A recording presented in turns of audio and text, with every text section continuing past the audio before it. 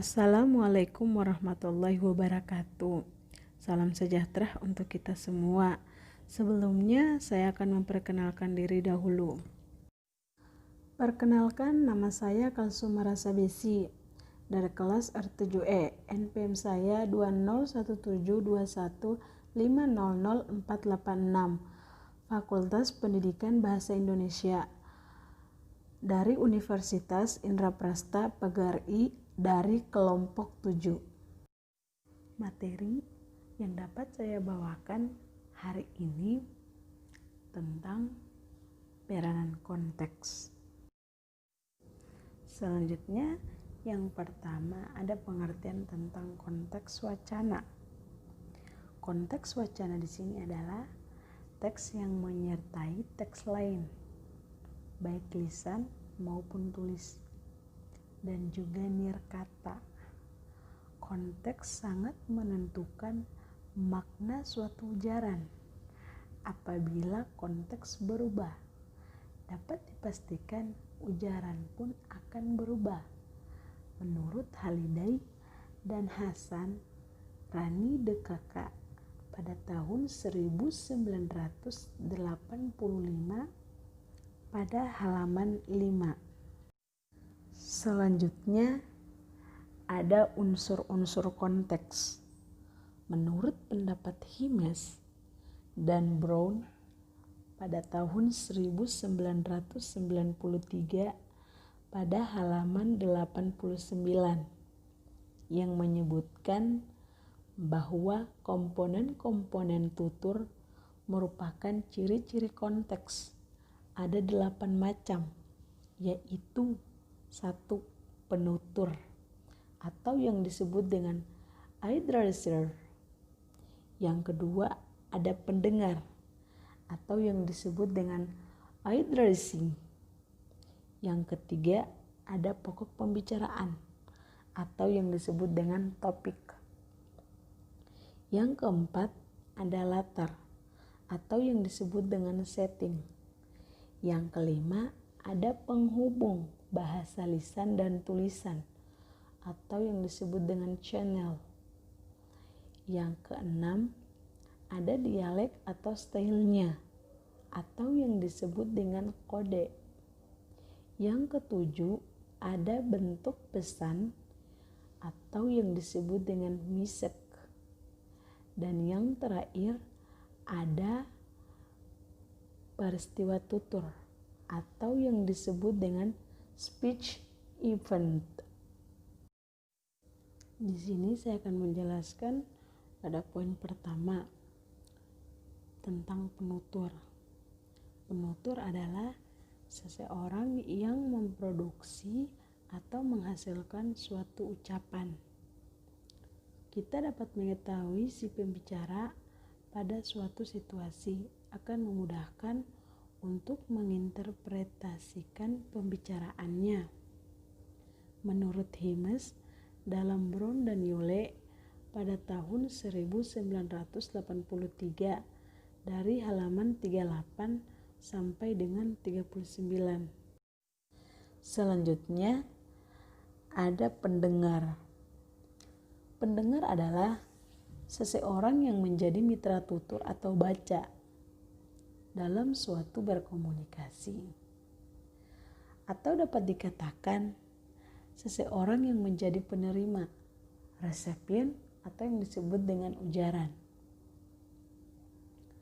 Kepentingan mengetahui si pembicara sama pentingnya dengan mengetahui si pendengar. Terhadap siapa ujaran tersebut ditujukan akan memperjelas ujaran itu.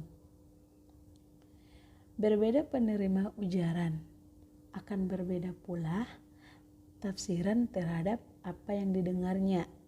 Menurut Himes dalam Brown pada tahun 1983 halaman 38 sampai dengan 39. Jadi penutur dan pendengar yang terlibat dalam peristiwa tutur disebut partisipan. Berkaitan dengan partisipan, yang perlu diperhatikan adalah latar belakang. seperti sosial, budaya. Kita dapat mengetahui latar belakang partisipan, penutur dan pendengar pada suatu situasi akan memudahkan untuk menginterpretasikan penuturnya. Makna wacana tertentu akan mempunyai makna yang berbeda jika dituturkan oleh penuturan yang berbeda latar belakang, minat, dan perhatiannya. Nah, selanjutnya di sini ada contoh tentang penutur dan pendengar. Contohnya, kulitmu halus sekali. Jika ujaran itu diucapkan kepada anak perempuan berumur 5 tahun atau perempuan muda berumur 20 tahun atau seorang nenek yang berumur 70 tahun akan mempunyai pengertian yang berbeda. Kepada anak berumur 5 tahun atau gadis 24 tahun, mungkin ujaran itu dia tafsirkan sebagai pujian. Sedangkan jika pendengarnya nenek berumur 80 tahun, maka akan ditafsirkan sebagai penghinaan. Selanjutnya pada poin kedua tentang topik pembicaraan.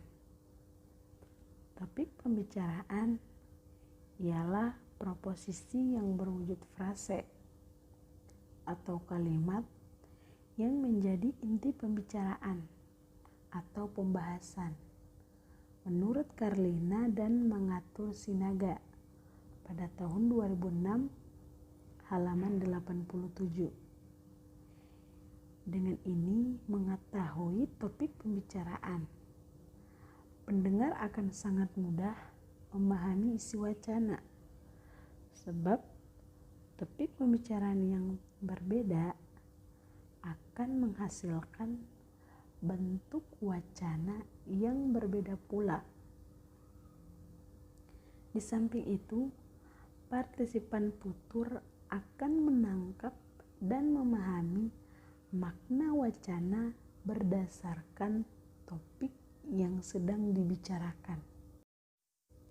Nah, selanjutnya di sini ada contoh tentang pokok pembicaraan. Contoh pertama ada kata banting.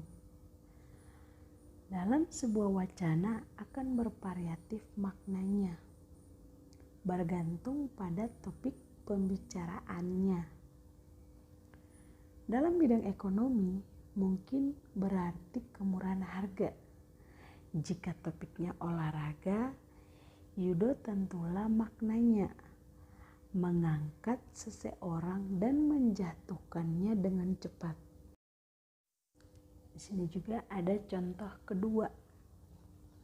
Contohnya kata miring.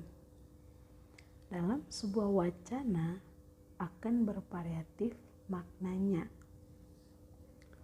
bergantung pada topik pembicaraannya. Dalam bidang ekonomi mungkin berarti kemurahan harga. Jika topiknya kejiwaan, tentulah maknanya seseorang itu gila.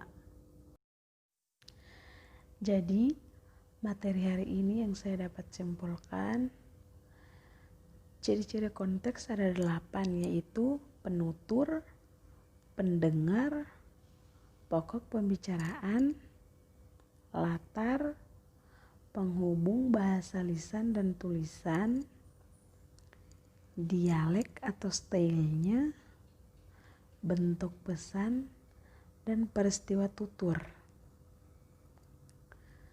Penutur adalah pihak yang menyampaikan tuturan atau pesan secara lisan, bisa individu atau kelompok.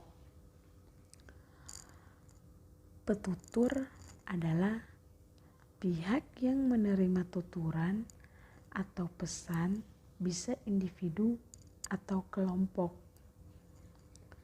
Pokok pembicaraan merupakan apa yang dibicarakan secara lisan dan tulisan.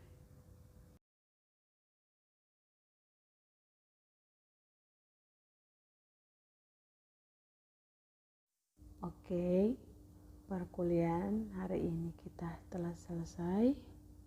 Kurang dan lebihnya saya mohon maaf. Wabillahi taufiq wal hidayah. Wassalamualaikum warahmatullahi wabarakatuh.